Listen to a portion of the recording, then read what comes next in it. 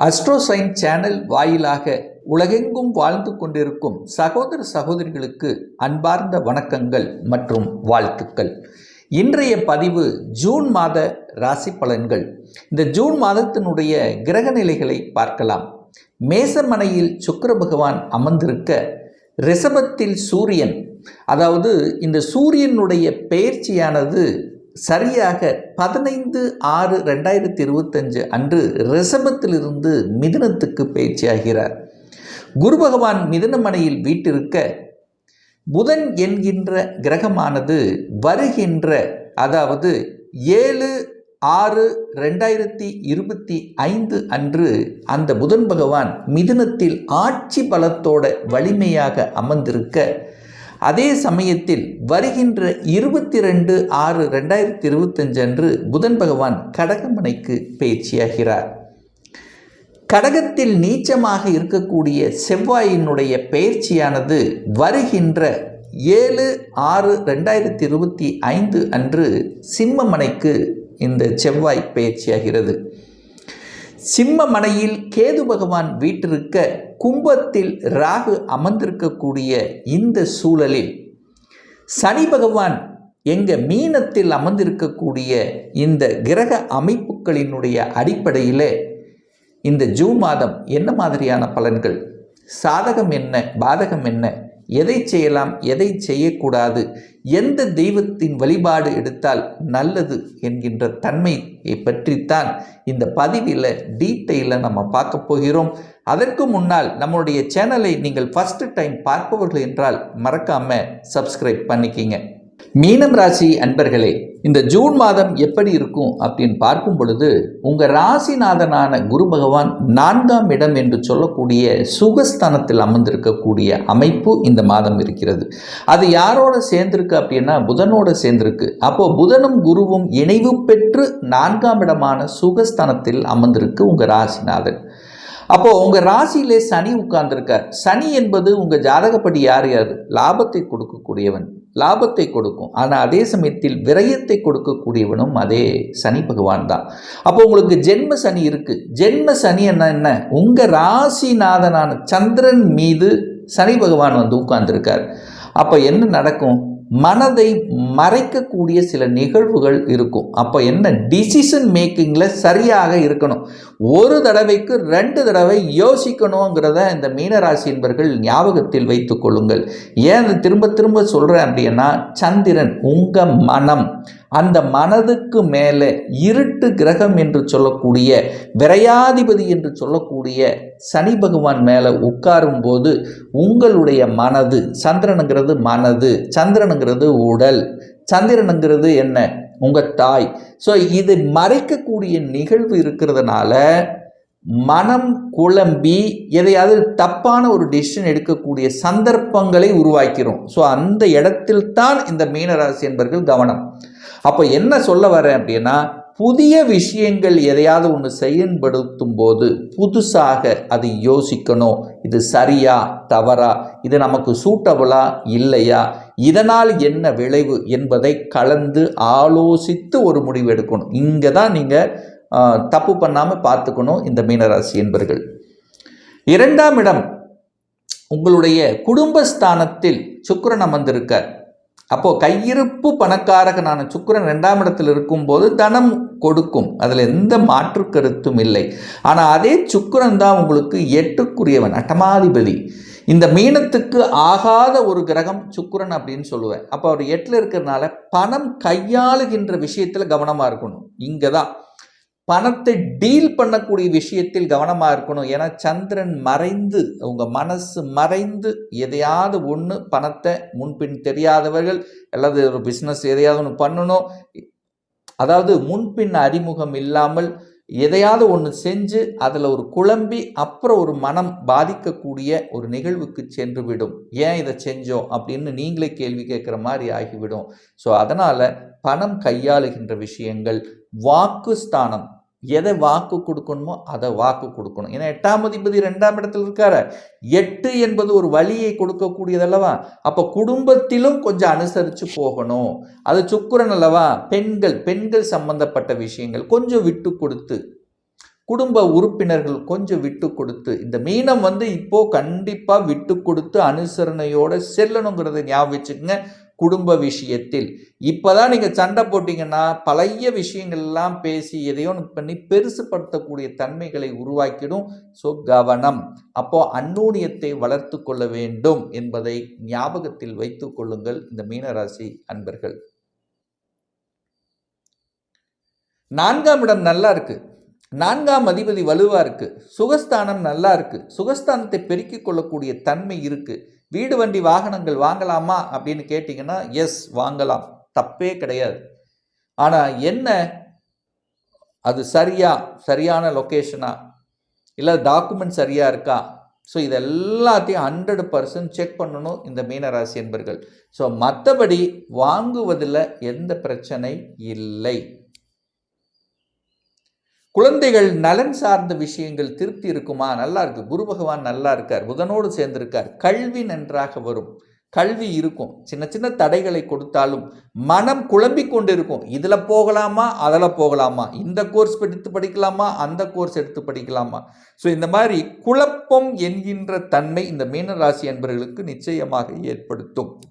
அப்போ என்ன, சரியான குருமார்கள் சரியான ஆலோசனை பெற்று இறங்கணுங்கிறத மட்டும் ஞாபகத்தில் வச்சுக்கோங்க. ஸோ கிடைக்குமா? ஆசைப்பட்ட கோர்ஸ், ஆசைப்பட்ட படிப்பு கிடைக்கும். ஆனால் உங்களுக்கு சில குழப்பங்கள் இருக்கும். அந்த குழப்பத்துக்கு நீங்கள் சரியான ஆலோசனை பெற்று செய்யணுங்கிறத மட்டும் மனதில் பதிவு வைத்து கொண்டாலே போதும். கடன் கிடைக்குமா? நிச்சயமாக கடன் கிடைக்கும். கடனுக்கு எந்த பிரச்சனை இல்லை, கடன் கிடைக்கும். கேட்ட இடத்துல கடன் கிடைக்கும்.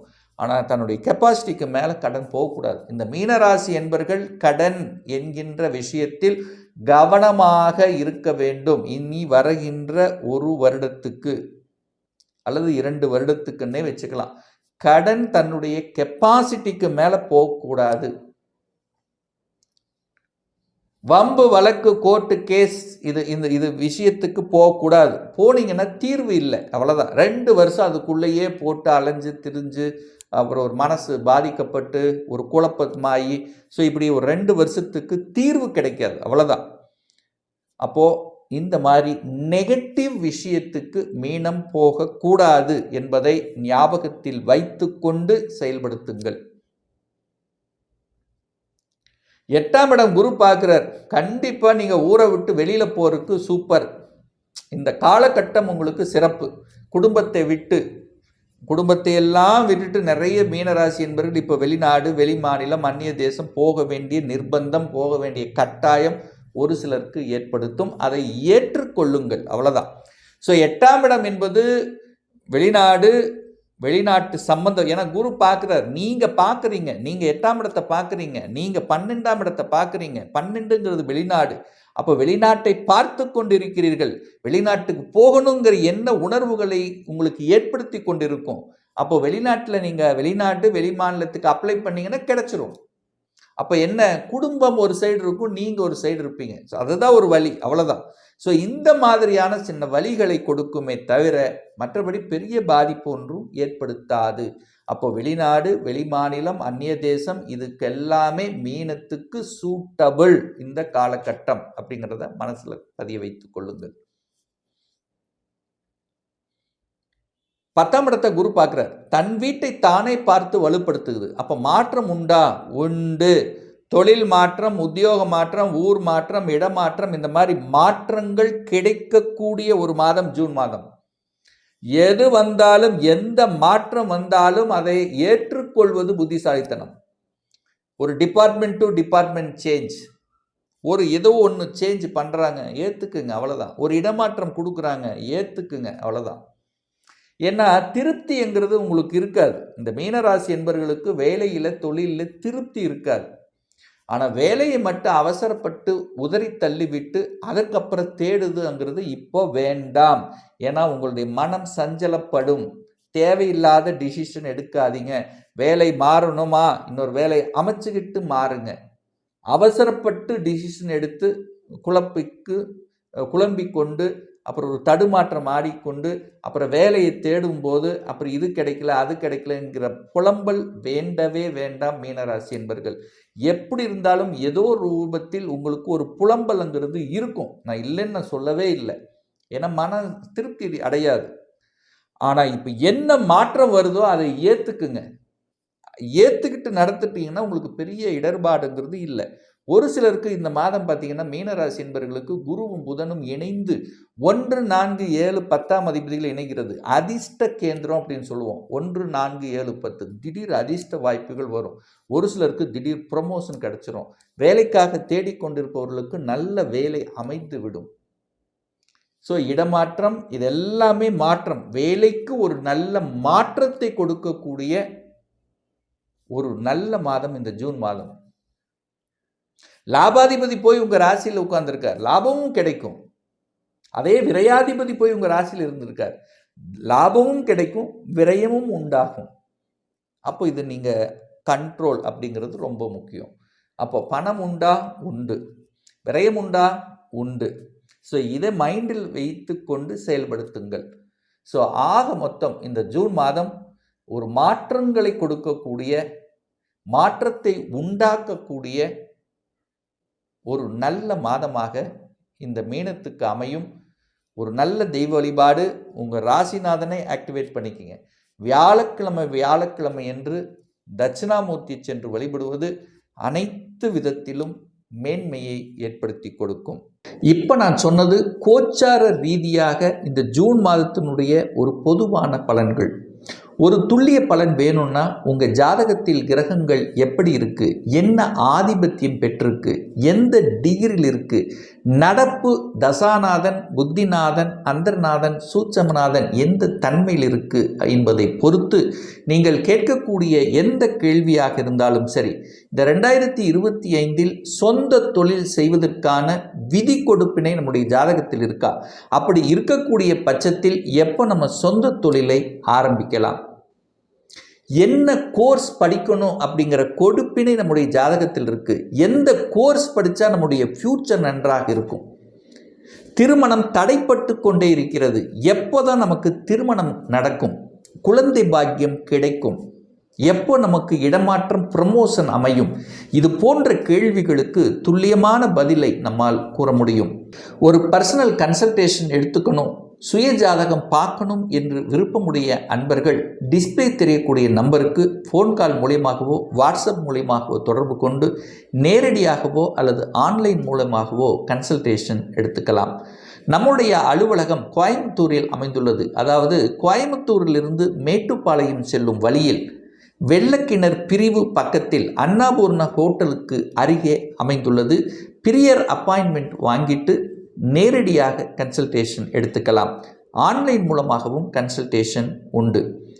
நிச்சயமாக இந்த பதிவு ஏதாவது ஒரு ரூபத்தில் உங்களுக்கு யூஸ்ஃபுல்லாக இருக்குங்கிறதுல எந்தவித மாற்று கருத்தும் கிடையாது. நம்முடைய சேனலை நீங்கள் ஃபஸ்ட்டு டைம் பார்ப்பவர்கள் என்றால் மறக்காமல் சப்ஸ்கிரைப் பண்ணிக்கிங்க. பக்கத்தில் இருக்கக்கூடிய பெல் பட்டன் மற்றும் ஆல் நோட்டிஃபிகேஷனை கிளிக் பண்ணும்போது நான் போடக்கூடிய அடுத்தடுத்த பதிவுகள் உங்களுடைய நோட்டிஃபிகேஷனில் வந்து சேரும். இந்த ராசி நட்சத்திர நேயர்கள் அனைவரும் வாழ்க வளர்க வளம் பெறுக என்று எனது வாழ்த்தினை தெரிவித்துக் கொண்டு விடைபெறுகிறேன். நன்றி, வணக்கம், வாழ்த்துக்கள்.